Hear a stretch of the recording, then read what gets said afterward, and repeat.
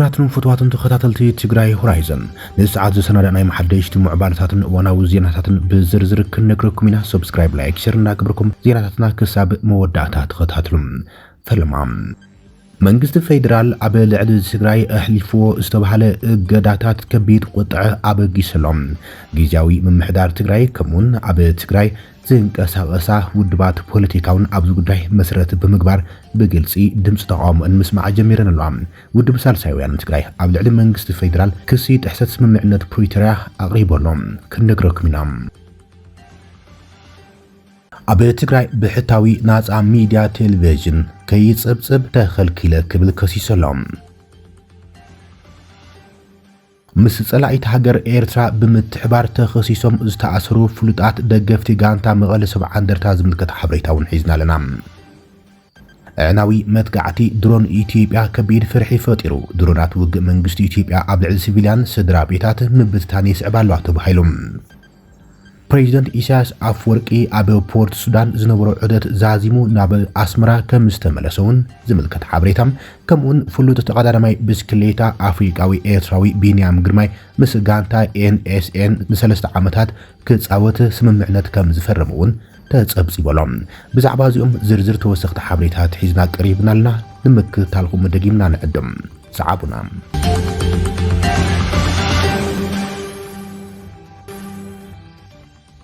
መንግስቲ ፌደራል ብጥሕሰት ስምምዕነት ፕሪቶሪያ ካብ ከተማ መቐለ ከቢድ ክሲ ቀሪቡሎም መንግስቲ ፌደራል ኣብ ልዕሊ ትግራይ ዳግም ዕጽዋን ክባን ኢላማ ዝገብረ ዝመስል ዝተባሃለም ክልከላ ወሰኽ ማህያን ከምኡን መሰረታዊ ቀረባትን ኣካይዱ ተባሂሉ ተኸሲሰሎም ውድብ ሳልሳይ ወያነ ትግራይ ሰራሕተኛ መንግስቲ ትግራይ ብደረጃ ሃገር ካብ ዝተገብረ ወሰኽ ማህያ ምንጻልም ጥሕሰት ሰብኣዊ መሰልን ውዕሊ ፕሪቶሪያን ይክብል ከሲሰሎም ብደረጃ ሃገር ካብ ወርሕ መስከረም ጀሚሩ ዝተተግበረ ወሰኽ ማህያን ንሰራሕተኛት መንግስቲ ትግራይ ዘገለለ ምዃኑ ዝገለጸ ውድብ ሳወተ እዚ ድማ ጥሕሰት ሰብኣዊ መሰልን ስምምዕነት ፕሪቶሪያን ምዃኑ ከሲሰሎም ማህያ 17 ኣዋርሕ ሰራሕተኛት መንግስቲ ትግራይ ከይተኸፈለ ምጽንሑም ዝገለጸ ሳወተ መንግስቲ ፌደራል ሕዚ ክልከላ ወሰኽ ማህያ ብምግባር ንገዛእ ህዝቡ ምቕጽዑ ሕጋውነት ዘይብሉ ተግባር ኢሉ መንግስቲ ፌደራል ህዝብን ህወሓትን ሓደ ዓይነት ገይሩ ብምርኣይ ህዝቢ ትግራይ ዝጎድኡ ውሳነታት ድማ ደው ከብል እዩ ኣተሓሳሲቡ ሳወት ተግባር መንግስቲ ፌደራል ንሕገ መንግስትን ውዕሊ ምቁራጽ ተጻብኦ ፕሪቶሪያን ካብ ዘይ ምኽባር ዝብገስዩ ኢሉ ከም ዝኣምን ዝገለጸም ሳወት ኩሎም መዳረግቲ ኣካላት ኣብ ልዕሊ መንግስቲ ፌደራል ትርጉም ዘለዎ ጽዕንቶ ከዕርፉ ጻውዒት ተቕሪበሎም ፕሬዚደንት ጊዜያዊ ምምሕዳር ትግራይ ጀነራል ታደሰ ወረደም ትማሊ ኣብ ክብረ በዓል ሕዳር ጽዮን ከተማ ኣክሱም ተረኺቡ ኣብ ዝሕለፈ መልእኽቱን መንግስቲ ፌደራል ድጎማ በጀት ማህያ ሰራሕተኛት መንግስቲ ካብ ዘይልእኽ ካልኣይ ወርሒ ሒዙ ከም ዘሎ ከሲስዮም ብኻልእ ገጽ ውድብ ሳልሳይ ወያነ ትግራይ ኣብ ዘውፅኦ ሰሙናዊ መግለፂ እውን ኣብ ትግራይ ዝተፈጸመ ጽንተት ፈጸምትን ብዝምልከት ብዝኾነ ይኹን ኣገባብን ኩነታትን ፖለቲካዊ ሕድገቱ ዘይገብሮም ቀይሕ መስመር ገይሩ ከም ዝኣምን ምስ ሓይልታት ጽንተት ዝግበር ዘይንብር ርክባት ድማ ኣትሪሩ ከም ዝኾነን ገሊጾሎም ሳልሳይ ወያነ ትግራይ ኣብ ልዕሊ ብሔረ ትግራይ ዝተፈጸመ ጽንተት ተሓታትነት ክልዎን ፍትሒ ክረጋገጽን ይቃለሱን ዘሎም ውልቀ ሰባትን ትካላትን ብምንኣድ ኣብ ጎኖም ኮይኑ ቃልሱ ከም ዝሓይል ገሊጾሎም ንትግራይ ካብ ጥፍኣት ዘናግፍን ዘላቕ መፍትሒ ዘምጽን ብርቱዕ ብሔራዊ መንግስቲ ኣብ ምጋድ ዝተደረኸ ኢሉ ከም ዝኣምን ዝገለጸ እቲ ውድብ ነዚ ኣሳልጦ ዝህብ ብሔራዊ ጉባኤ ክጽዋዕ ድማ ኣብ ዝገብሮ ቃልሲ ኩሉ ኣብ ጎኑ ኮይኖም ጸውጡ ከሐይል እዩ ጻውዒት ተቕሪቡ ዘሎም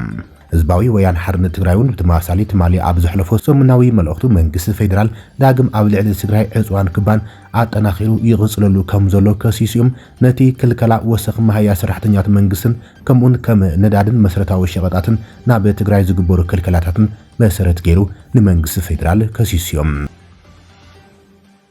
ኣብ ትግራይ ብሕታዊ ናጻ ሚድያ ቴሌቪዥን ቲቢኤስ ሕገ መንግስታዊ መሰሉ ብሰበስልጣናት እቲ ክልል ከቢድ ጽልዋ ይበጽሕ ከም ዘሎ ፍሊጦሎም ህዝባዊ ሃይማኖታዊ በዓል ክሳብ ኣይትጽብጽብን ዝብል እገዳ ከም ዝተገብረሉም እቲ ቴሌቪዥን ጸብጺቦም ቲቢኤስ ቴሌቪዥን ኣብ ከተማ ኣክሱም ዝተሳለጠ ሃይማኖታዊ በዓል ሕዳር ጽዮን ንከይጽብጽብ ከም ዝተኸልከለ ኣፍሊጡ ዘሎም ትካል ቴሌቪዥን ቲቢኤስ ነቲ በዓል ሽፋን ሚድያ ንምሃብ ብዘይናይ ዝኾነ ኣካል ሓገዝ ኣብ ድርኡ ጀሚሩ ጉጅለ ሚድያ ምስ ሙሉእ ናይ ፈኖ መሳርሒታቱን ክኢላታቱን ናብ ከተማ ኣክሱም ከም ዘዋፈርም ኣብ ዘውፅኦ መግለጺ የዘኻኽርሞም ጉጅለ ቀረጻ ኣብ ታዝኣተውላ ሰዓት ኣድላይ እታወት ክረኽቡም ፈለማ ንሓላፊ ቢሮ ባህልን ቱሪዝምን ትግራይ ዶክተር ኣጽባህ ገብረ እግዚአብሔር ረኺቦም ባጅን ይለፍን ኢሉም እንትሓትት ባዕሎም እቶም ከተማ የመሓድርዎ ከም ዘለው ተዛሪቡም ስልኪ ሰላም ጸታንታ ከተማ ዋላ እኳ እንተሃቦም ተደጋጋሚ ደው ኢሎም ክሰምር ብዘይምዃኖም ብተመሳሳሊ ናብ ከንቲባታ ከተማ ተማሳሊ ሕቶን ጠለብን ብጽሑፍ ስልክን ኣቕሪቦም መልሲ ክወሃቦም ከም ዘይከኣሎም እቶም ሚድያ ገሊጾም ዘሎም ኣብ ልዕሊ ሚድያ ዝተገብረ ክልከላ ኣብ ሰዓቱ ዕላዊ ዘይገብረሉ ምኽንያት ድማ ሓደን ቀንድን እዚ በዓል ቲቢኤስ ብዘይ ምጽብጻቦም ዝጎድል ዓብይ ህዝባዊ ክፍተት ብዘይ ምህላም እንትኸውን እቲ ካልኣይ ምኽንያት ድማ ግደ ሓቂ ድሙቕን ሰላማውን በዓል ብምንባሩ ካልእ ኣጀንዳ ፈጢርካም ናይቲ በዓል ሕርኽራኽ ንዘይ ምዃኑ ክብልም ቲቢኤስ ገሊጹ ሰሎም ባጅ ኣይብልኩምን ተባሂሎም ንኸይቐርጽ ዝተኸልከለን ናብ ኣክሱም ዘምርሐ ጉጅለ ቴሌቪዥን ቲቢኤስ እቲ በዓል ናብ ዝኽበረሉ መድረኽ ተወጢሑ ክቐርጽ ፈቲኑ ክኾነሉ ከም ዘይኻለን ኣብ መግለጺኡ ዝሓበረ ቴሌቪዥን ቲቢኤስ ካብ ቤት ዕዮና ዝጽሓፍናዮም ናይ ትሕብብር ደብዳቤውን ወሰንቲኦም ናብ ዝተባሃሉ ኣብ መድረኽ ናብ ዝነበሩ ኣካላት ልኢኽናም ይኹን እምበር እቲ ጉዳይ ናይ ባጅ ብዘይ ምዃኑ ብቕላዕ ተነጊሩና ኢሎም ኣይተፈቐደልኩምን ተባሂልና ዝበለ ቲቢኤስ ማይክና ካብ ዝተሰቐለሉ ኣትራኖስ ካሜራና ካብ ዝተጸመደሉም ባላ ተነቂሎም ካብቲ ቦታ ለቂቕና ክንኸይድ ተኣዚዝና ኣባላትና ዝተባሃሉ ወጊሮም ካሜራ ማናትና ከም ተራ ሰባት ተሳለምቲ በዓል ሕዳር ጽዮን መሲሎም ብሞባይሎም ኳ ክቐርጹ ተኸልኪሎም ሞባይሎም ተፈትሹም ናይ ኣክሱም ጉዕዞና ድማ ገዲ ዘይኮነስ መንገዲ ኮይኑ ተመሊስና ኣለና ክብልዩ ኣፍሊጡ ቲቢኤስ እዚ ከም ዝበለ ናይ ናእሽቱ ሰባትን ናይ መላኺ ባህርን ውሳነን ኣብ ሰዓቱ ዕላዊ ዘይገበርናሉ ምኽንያት ድማ ሓደን ቀንድን ነቲ በዓል ንዘይ ምዝራግ እዩ ክብል እዩ ገሊጹ ዘሎ ቀንዲ ዕማምን ተልእኾን ንጹህ ጋዜጠኝነት ዝተሓንገጠ ሚድያን ቲቢኤስን ህዝቢ ሓይሊ ዘለዎ ክኸውን ምሕጋዝ እዩ ህዝቢ ሓያል ክኾን እምቢ ናይ ምባል ሞራል ክህልዎም ኣዛዛይ ክኾን ውረድ ደይብ ናይ ምባል ጉልበት ክህልዎም ተፈራሓይ ክኸውን ዝረብሖን ዝጎድኦን ናይ ምፍላጥ መረዳእታን ቀጸላ ሓሳብን ክህልዎም ወዘተ ምሕጋዝ ይብል ቴሌቪዥን ቲቢኤስ ኣብ ዘርግሖ መግለጺ እዚ ኸውን ግን ናይ ትእዛዝ ማእኸሉ ብዝኾነ ኣጋጣሚ መንበር ስልጣን ካብ ዝሓዘ ፖለቲካዊ ሓይሊ ወጻኢ ዝኾነ ሚድያ ክውንን እንተሎ እዩ ዝበለት ሚድያ እዚ ነፃ ሚድያ ይብልዎም ቲቢኤስ ብመንጽር እዚ ሳይንሳዊ ሓቂ እንትረም እዚ ዝበሃል ስራሕ ሰሪሑ ምባል ኣይከኣል ይኹን እምበር እዚ ትካል እዚ ብዘርኣየን እንተነኣሰ ልሳን ኩሉ ትግራዋይ ናይ ምዃን ተበግሶታት እታ ንገሊኦም ሰብ ጽምዶን ምድማርን ቀረባ ዝኾነት ቅድስቲ ከተማ ኣክሱም እታ ኣብ ትግራይ ብተጋሩን ዝተጋሩን ዝተጣየሸት ቲቢኤስ ክንዲ ሰማይ ርሒቓታ ንምዕዛብ ክኢልና ኣለና ይብል ኣባላት ጉጅለ ሚድያና እውን ብከቢድ ስነልቦናዊ ማህሰይቲ ቀርኒ ካሜርኦም ብዕጽፉ መቐለ ኣትየመሉ ብምባል ቲቢኤስ ገሊጸሎም ኣይኮነን ተፈላለኻን ስም ተወጻጺኻን ሓደ ኮይንካ እውን ዘይተኻለ ኣልያ ጸገም ትግራይ ንገሊኦም ኣካላት ከደንግጾም ዘይምኻሎም ንብዙሓት ዘገርም ኮይነሎ ዝበለት ቴሌቪዥን እዚ ፖለቲካዊ ንእሽተይነት እዩ ናይዞም ሚድያ ዝኽልክሉ ከም ቆልዓ ተቐየምቲ ኣካላት እዚኦም ፖለቲካዊ ንእሽተይነቶም እቲ ዝዓበየ መግለጺኡ ትግራይ ኣብዚ ብርክዚ እትርከብ ምግባሮም እዩ ይብል ቲቢኤስ ኣብ 21 ክፍለ ዘመን ሚድያ ወገናትካ ክልኪልካ እስትጋደልካ ክመስለካ ምኽኣል ፖለቲካዊ ንእሽተይነት እዩ ንብረት ወገናቱን ኣገልጋሊት ህዝቡን ዝኾነት ቲቢኤስ ብተኻታሊ ትነጽሎ ምብዳል ከምዕቱም ምግዳል ምቁጻር ፖለቲካዊ ንእሽተይነቱ ዝበለ ቲቢኤስ ፖለቲካዊ ንእሽተይነት ገይጹም ዝገብረ መሪሕነት ናይ ቲቢኤስ ምኽልካል ጉድኣቱም ንቲቢኤስ ይዝመስሎም ይኹን እምበር ኣብዚ ዘበናዊ ዓለም ካልእ ስነ ፍልጠት ተወሊድ እዮም ዝኸልከለ እምበር ዝተኸልከለ ዕዳ ይብሉን እቲ ዕዳ ድማ ብዝመረረ መንገዲ ዝኽፈል ምዃኑ እዩ ብምባልዮም ቴሌቪዥን ቲቢኤስ ኣብ ጥንታዊት ከተማ ኣክሱም በዓል ሕዳር ጽዮን ንምጽብጻብ ተጓዒዞም ዘጋጥሞም ክልከላ ሰበስልጣናት ጊዜያዊ ምምሕዳር ትግራይ መሰረት ብምግባር ኣብ ዝረግሖ መግለጺ ምስ ጸላኢት ሃገር ኤርትራ ብምትሕባር ተኸሲሶም ዝተኣሰሩ ፍሉጣት ደገፍቲ ጋንታ መቐለ 70 እንደርታ ዝምልከት ኣዘራረባ ሓበሬታ ክንነግረኩም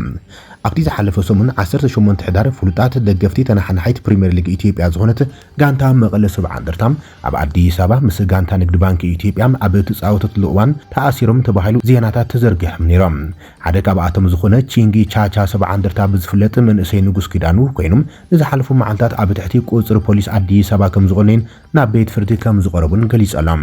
ኣብ ዕላዊ ማሕበራዊ ገጽ ፌስቡክ ደሃይ ዝገብረም ደጋፊ ጋንታ መቐለ 70 እንደርታ ምዃኑ ዝፍለጥ ንጉስ ኪዳኑ ብዕለት 18 ወርሒ 3 2018 ሐሙስ ኣብ ስታዲየም ኣዲስ ኣበባ ጋንታና መቐለ 70 እንደርታ ምስ ንግዲ ባንኪ ኢትዮጵያ ኣብ ዝነበረ ጨወታ ጎና ጎኒ ድጋፍ ኣብ ጋንታና ዘሎ ለሓመቐ ኣሰራርሓም ግዕዚና ኣመራርሓ ጋንታን ብምቋም በቢ 10 ደቂቃ ንፌደራል ፖሊስ ጉዳዩ እንታይ ምዃኑ እንዳፍለጥና ድሕሪ ምጽናሕ ጨወታ ምስተወደአ ንዓይ ሓዊሱ ጠቕላላ 9 ደገፍቲ ምሳና ዝወዓሉም ፌደራል ፖሊስ ኣብዚ ጽንሑ ብምባል ለኣዲስ ኣበባ ፖሊስ ብምድዋል ጸዊዖም ኣሕሊፎም ሂቦምና እዮም ብምባል እቲ ዘጋጥሞም ኩነታት ተብሪሆም ብምቕጻል ድማ እቶም ፖሊሳት ክንዘራረቦምን ፍቃደኛት ኣይነበሩን ዝበለ መንእሰይ ቺንጊ ቻቻ 70 እንደርታ ናብ ፖሊስ ጣብያ ለጋሃር ተታሒዞም ድሕሪ ምኻዶም ድሕሪ ሓደ መዓልቲ መእሰሪዮም ምኽንያት ከም ዝነገሮምን ናብ ቤት ፍርዲ ከም ዝቀረቡን ገሊጾም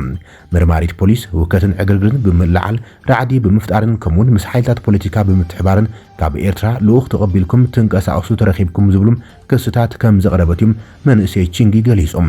ምስክራት ድማ ካብ ኣመራርሓ ጋንታ መቐለ 70 እንደርታ ምዃኖምን ሽሞም ከይጠቐሰ እቲ ዝነበረ ኩነታት ሓቢሮሎም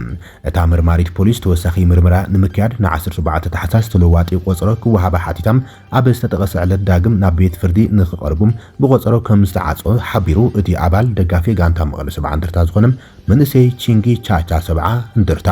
ኣብዚ ጉዳይ ጠበቃ ብምቑፃር ስለቲ ኣብ ስታድየም ዝነበረ ተቃውሞ ደገፍቲ ሕጋውን ምንባሩ ፍቃድ ዝረኸበ ምንባሩን ብምግላጽ 9 ደቂቕ ሙሉእ ብጨዋነት ድጋፍ ከም ዝነበረን መርማሪት እዚ ዕለት ለቕረቦቶ ክሲ ትሕዝቶ ፍጹም ካብ ሓቂ ዝረሓቐን ምዃኑ ተኸራኺርና ኢና ኢሎም ድሕሪ እዚ ድማ ዳይና እዚ ዕለት ናይ ወሓስ መሰልኩም ዝተኸበረ እዩ ብምባል ንሕድሕት ተጠርጣሪም 9,000 ብር ብምኽፋል ብወሓስ ክንውፅእ ወሲዮም ሎሚ 22 ሕዳር ኣማስዮም ተፈቲሕና ክብልዩ እትን ዝሓለፉ መዓልታት ኣብ ፖሊስ ጣብያ ተኣሲሮም ካብ ዝነብሩን ሎሚ ብወሓስ ከም ዝወፅን ዝገለጽን እቲ ዘጋጥሞም ኩነታት ኣብ ፌስቡክ ዘካፈለን ደጋፊ ጋንታ መቐለ 70 እንደርታ ዝኾነም ቺንጊ ቻቻ ኣብ ዘርግሖ ሓድሽ ሓበሬታ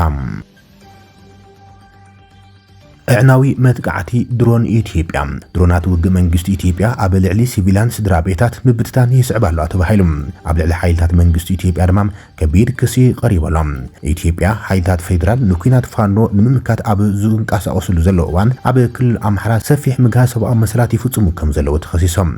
ሓይልታት ፌደራል ኣብ ኢትዮጵያ ኣብ ክልል ኣምሓራ ንዝተፈጠረ ግጭት ፋኖን ምስዓር ኣብ ዝገብሩ ፈተነም ጭውያ ህልቂት ጾታዊ ዓመፅን መጥቃዕትን ሓዊሱ ገሰት ከም ዝፈጸሙ ጋዜጣ ጋርዲያን ኣብ ስእላዊ ጸብጻባ ሓቢራላ ወሲኹ ድማ እቲ ኩነታት ካብ ቁጽሪ ወጻኢ ምዃኑን ካብ ኩናት ሱዳን ዝመጹ ስደተኛት እውን ዘእንግድ ዘሎ እቲ ክልል ልዕሊ 2 ሚልዮን ሰባት ህጹጽ ሰብኣዊ ሓገዝ ከም ዘድልዮም ጸብጺቡ ጋዜጣ ጋርዲያን ኣብ ስእላዊ ጸብጻባ ከም ዘመልከተቶም ሰራዊት ፌደራል ኢትዮጵያ ብቐጻሊ ብጭፍጨፋ ብዘይፍቃድ ማእሰርቲ ጾታዊ ዓመፅን መጥቃዕቲ ሰብኣዊ ኣልቦ ነፈርትን ኣብ ክልል ኣምሓራ ንሰላማውያን ሰባት ዒላማ ብምግባር ስድራ ቤታት ናብ ከቢድ ሓደጋ የውድቕን ከም ዘሎ ከሲሶም ቃለ ምሕት ዝተገብረሎም ሲቪላት ብስንኪ መጥቃዕቲ ሰብኣዊ ኣልቦ ነፈርትን ምድብዳብን ኣዝማዶም ከም ዝሰኣኑን እዚ ድማ ኣብ ልዕሊ ማእኸላይ መንግስቲ ከቢድ ቁጥዕ ዝያዳ ተበጋጊሱ ከም ዘሎ ገሊፆም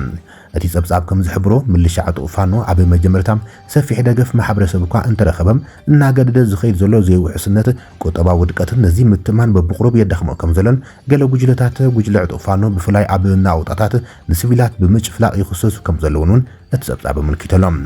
ኣብ እዋን ኩናት ትግራይ መሓዙት መንግስቲ ፌደራል ዝነበሩም ጉጅለ ዕጡቕ ፋኖ ድሕሪ ስምምዕነት ፕሪቶሪያን ፌደራላዊ ውሳነ ምፍራስ ክልላዊ ፍሉይ ሓይልን ብዙሓት ዕጡቓት ኣምሓራ ንድሕነቶም ቀጥታዊ ሓደጋ ኮይኑ ከም ዝረኣይዎ ብምግላጽ ኣንጻር መንግስቲ ኣዲስ ኣበባ ብረት ኣልዒሎም እዮም ብድሕሪኡ ብኣሽሓት ዝቑፀሩ ኣባላት ፍሉይ ሓይሊ ነበር ናብ ፋኖ ብምጽምባር ኣስታት 20,000 ዕጡቓት ዝግመት ዝተበታተነ ዕጥቃዊ ምንቅስቓስ ፈጢሮም ጋዜጣ ዘ ጋርዲያን ሕጂ ፋኖ ሰፊሕ ገጠራት ኣምሓራ ክቆጻጸር እንከሎም ሓይልታት ፌደራል ብዓብዩ ኣብ ዓበይቲ ከተማታት ዝተሓጸሩ ኮይኖም ውግእ እናተጠናኸረ ምስ ከደ ድማ ክልቲኦም ወገናት ተለዋዋጢ መቆጻጸሪ ቦታታት ይሕዙ ከም ዘለዉ እዩ ኣመልኪቱ ሰላም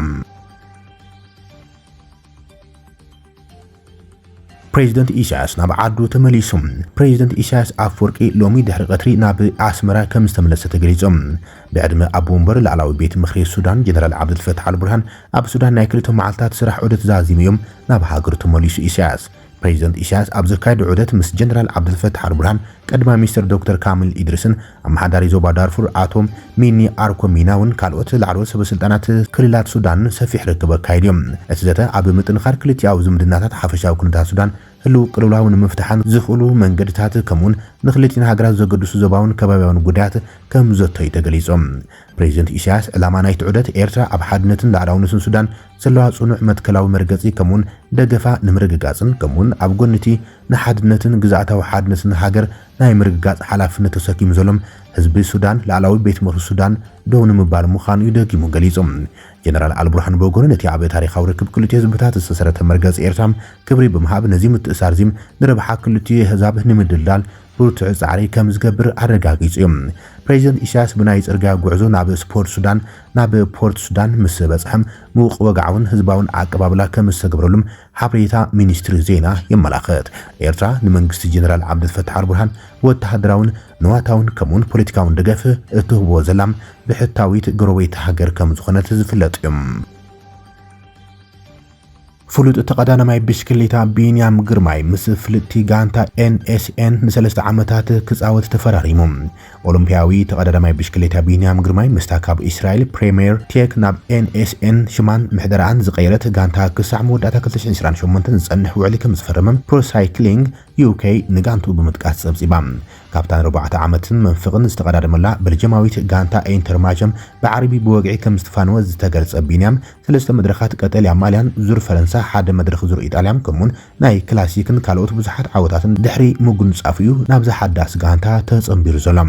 እታ ቢንያም ልዕሊ 4 ዓመታት ዝጻወተላ ቤልጅማዊት ጋንታ ብስንኪ ናይ በጀት ጸገም ምስ ካልእ ሎቲ ዝተባሃለት ቤልጅማዊት ጋንታ ምስ ተሓናፈፀት ካብታ ጋንታ ክወፅእ ምዃኖም ንሓያሎ ኣዋርሕ ክዝረብ ምጽንሐም ዝሓለፈ ዓርቢ እዩ ካብታ ጋንታ ብወግዒ ተፋንዮም። እቲ ቢንያም ግርማይ ካብ መወዳእታ መስከረም ጀሚሩ ናብታ ኣብ ወርልድ ቱር እትርከብ NNS ክንጽምበር ምዃኑ ክዝረብ ድሕሪ ምጽናሕም ሎሚ ሽሙ ኣብ ዝርዝር ተጻወቲ እታ ጋንታ ኣትዮ ሌብል ጸብጻብ BBC እዛ ኣብ ስዊዘርላንድ ፍቓድ ኣውፅያ ኣብ እስጳኛ ልምምዳት ትገብር NNS ኣቐድም ኣቢላም ኣብ ሩዋንዳ መሰልጥን ማእኸል ከፊታ ነይራ እያ። ነቲ ኣብ ኣፍሪካ ኣብ ዝበረኸ ደረጃ ዝርከብ ቢንያም ግርማይ ኣብ ሕቑፋ ምእታዋ ድማ ነቲ ኣብ ኣፍሪካ ካብ 2023 ጀሚራ ዝጀመረቶ ፕሮጀክት ዝያዳም ድምቀት ዝህቦ እዩ ይብል ጸብጻብ። ዋና ካይት ስራሕ ጋንታ NSN ከጀል ካርልስትሮም ንምምጻእ ቢንያም ናብ ጋንቱ ኣመልኪቱ ኣብ ዝሃበ ቃል ንቢንያም ናብ ጋንታና ንምቕባል ኣዚና ተሓንጢና ኣለና ዓመት 2026 ንጋንታናን ንቢንያም ግርማይን ሓዱሽ ምዕራፍ ክትኸውን ኢሉ እዚ ዋን ነቲ ጉዕዞ ሓቢርና ክንጓዓዞ ዝበለጸ ግዜ ኣዝዩ ንፍዑ ምቁልልነቱን ቆራጽነቱን እውን ብሓቂ ፍሉይ ይገብሮም። ኣብ ፈለማ ርክብና ካብ ዝተዘራረብናዮ ጀሚሮም ረኣይና ኣብ ብሽክሌታን ካብ ብሽክሌታ ወፃን ከም ዝሳንም ንጹር ነይሩ ኢሎም። እዚ ወዲ 25 ዓመት ኮይኑ ዘሎ ኤርትራዊ ተቀዳዳማይ ብሽክሌታ ዓብይ ሓረርታ ወጢጦም ናብ መስመር ዘብጽሑ ተጻወትን ናብ ዝሓዘት ጋንታ ኣጥምሎም ፍሉይ ነገር ከም ዝፈጥረሉ ተዛሪቡ ክትብል እያ ፕሮ ሳይክሊንግ ኣስፊራ ይብል ጸብጻብ BBC።